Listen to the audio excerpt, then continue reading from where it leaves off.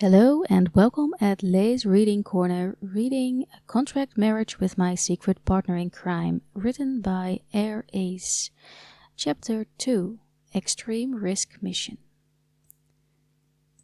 12 years later. A man in his early 60s strode into the heavily secured building, his sharp eyes scanning the area, armed men patrolling every corner, their weapons at the ready. As he entered, the guards immediately stopped what they were doing and lined up in perfect formation, raising their hands in salute. Their movements were precise, disciplined, a display of utmost respect for the man walking past them. Without acknowledging them, he continued deeper into the building. The farther he went, the fewer guards there were. The dim lighting and cold, sterile air made the atmosphere feel heavier. Then a voice crackled in his earpiece. "Turn right," the voice instructed. The man adjusted his pace, following the direction without hesitation. Back at home, Kendrick Montclair, codename Obscura, sat at his desk, eyes locked on the screen in front of him.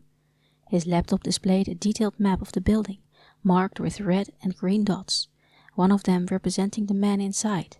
His fingers tapped rhythmically against the table as he watched the green dot shift. Then his eyes widened. "That woman! Since when did she learn the real right?" Obscura sighed in frustration.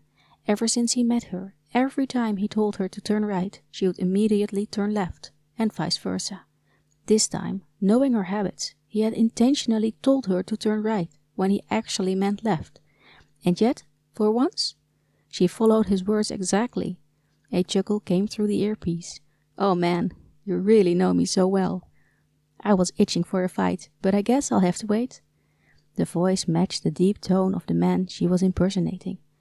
Disguised as the head of security, Eclipse, real name, Zephany Draven, moved forward with steady confidence. The moment she reached a group of armed men stationed in front of a heavily reinforced door, she struck. With sharp, precise movements, she incapacitated the first two guards before they could react. One of them tried to draw his weapon, but Eclipse was faster. Her elbow slammed into his throat, cutting off his breath. The remaining men rushed at her, but they were no match. She dodged effortlessly, weaving through their attacks, her fists and feet finding their marks. Within minutes, they were all lying on the ground, groaning in pain. She dusted off her uniform and sighed dramatically. "Why so weak? This isn't even enjoyable." Sigh. "Why do I feel like I'm bullying?" She shook her head, completely unbothered. Obscura's voice came through the earpiece, his patience wearing thin. "Hallucination spray." "Oh, right, almost forgot." She pulled out a small canister and sprayed it over the fallen men's faces. Their eyes fluttered, and soon their expressions went blank. They wouldn't remember a thing when they woke up. She continued down the hallway. "Turn right ahead," Obscura instructed. This time Eclipse turned left. Obscura's jaw clenched as he watched the green dot on the screen move in the opposite direction of where it was supposed to go. His frustration boiled over, and he ran a hand through his hair. "This dumb woman! Why is she going left again? She just got it right earlier." "Can you just look at the map for directions?" Kendrick asked through gritted teeth, keeping his voice low and controlled. "I didn't bring the glasses," Eclipse replied casually. "How can I see the map? And seriously, this old guy I'm impersonating has amazing eyesight. Why does he still have such good vision at his age? How am I supposed to guide this woman if she can't even see where she's going? With the map, at least she had a chance of getting it right." Trying to stay calm, he changed tactics. "Follow your instincts. Just keep moving forward." If there was one thing he knew about Eclipse, it was that her instincts, though unpredictable, somehow got the job done. The downside was that her instincts often led her straight into fights rather than avoiding them. At least there weren't as many guards patrolling this area. Eclipse finally reached her target's location. She prepared for battle, fists tightening in anticipation. But just as she was about to strike, the man inside the room staggered forward, barely able to keep himself upright. She stared at him in disbelief. "What the heck? Is he drunk? In the middle of the day?" Her shoulders slumped. "I was hoping for an epic showdown. A dramatic fight scene where the protagonist and antagonist finally face off in a climatic battle. This is so frustrating. I didn't even break a sweat." Obscura pinched the bridge of his nose. He couldn't believe what he was hearing. Why does she love fighting so much? Wasn't it a good thing that the mission was going smoothly? Taking a deep breath, he reminded her. Give him the pill. Eclipse groaned in disappointment, but did as instructed. With one swift motion, she forced the drunk man to swallow the pill. What's next? She asked, still sulking. Hey, Obscura, isn't this supposed to be an extreme risk mission? Why is it so easy? Where's the action? Ah! This mission was supposed to be done silently, without leaving any traces. Fight scenes weren't supposed to happen. Obscura wanted to yell at her, but held back.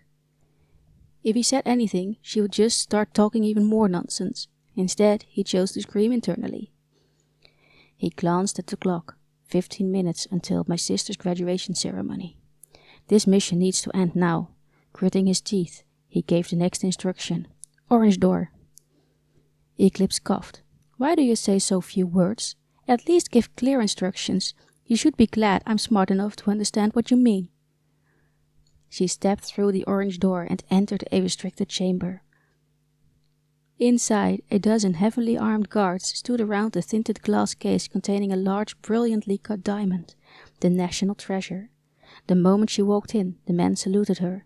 Without hesitation, Eclipse gestured towards the guard stationed by the entrance. Open the door. The guard nodded and stepped aside. Chief, you can stay for 5 minutes only. I am the chief. I don't need your reminder, she responded in the same deep voice as the man she was impersonating. Inside, the diamond was protected by layers of advanced security. Laser sensors crisscrossed the air.